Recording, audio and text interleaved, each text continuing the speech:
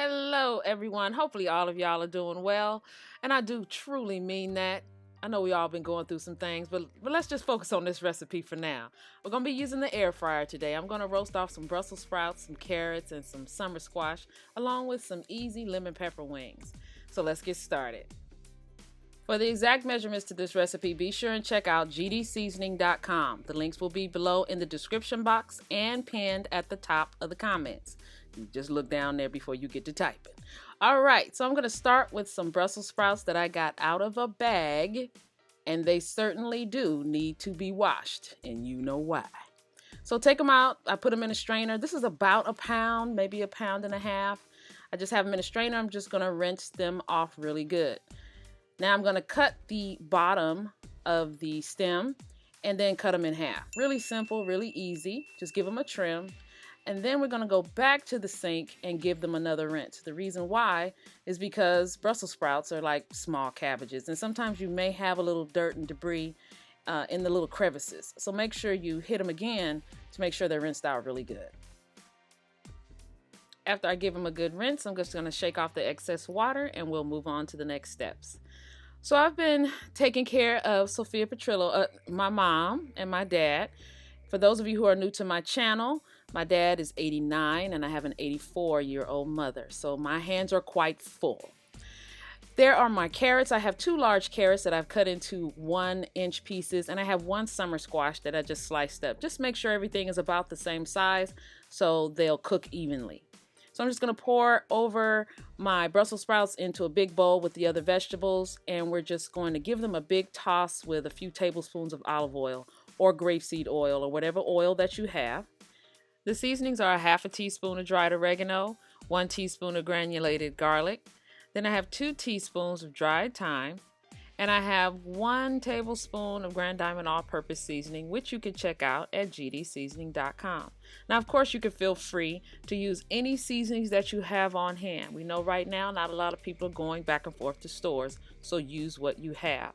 So on the Brussels sprouts, I'm going to be using probably about 2 to 3 tablespoons of grapeseed oil. You just want enough oil to coat the vegetables really well. Just toss in your spices, and then we give everything a good toss. And this is the part that's kind of therapeutic for me. If I don't watch myself in the kitchen, I can do this for a while. It helps to kind of calm my nerves a little bit. It's interesting how soothing it is. During the times right now that we're living in, there's nothing wrong with doing things or keeping things around you that keep you calm. Another thing I want to remind you to do is keep your immune system up. And just as a side note, Brussels sprouts happen to be one of the top vegetables that are high in vitamin C. After I get the vegetables all tossed, we're going to move on to the spices for the chicken. Really simple, really easy. So I have a couple of tablespoons of cornstarch. I also have 1 teaspoon of smoked paprika, 2 tablespoons of lemon pepper, 1.5 teaspoons of granulated garlic, and 1 tablespoon of fresh rosemary, or if you're using dried, use 1.5 teaspoons. Now we're just going to toss the chicken with the herbs and spices. If you'd like this recipe to be a keto-friendly recipe, you can omit the cornstarch and replace it with an approved substitute. If you're not sure what to use, just do a simple Google search, and I'm sure you'll find about 6 choices, or it may be something that you already have on hand.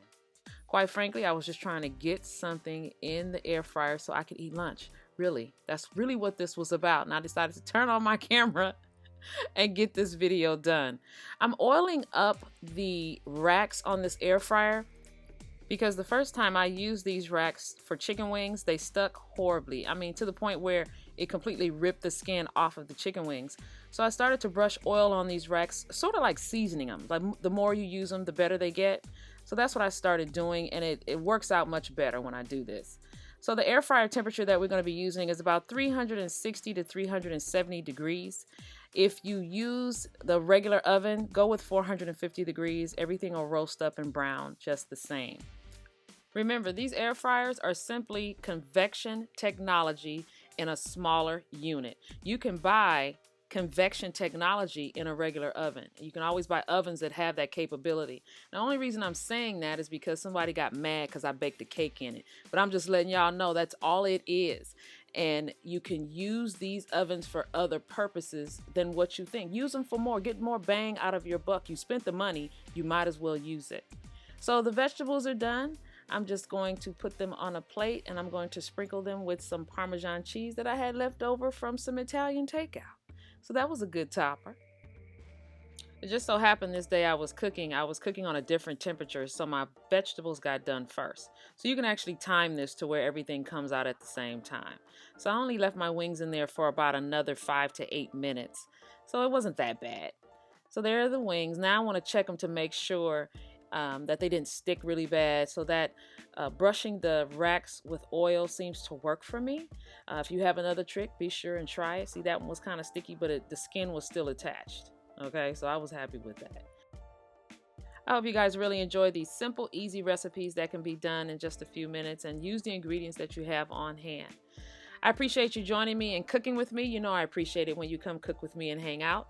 Don't forget, these recipes and others can be found at gdseasoning.com. And I'll see you all next time.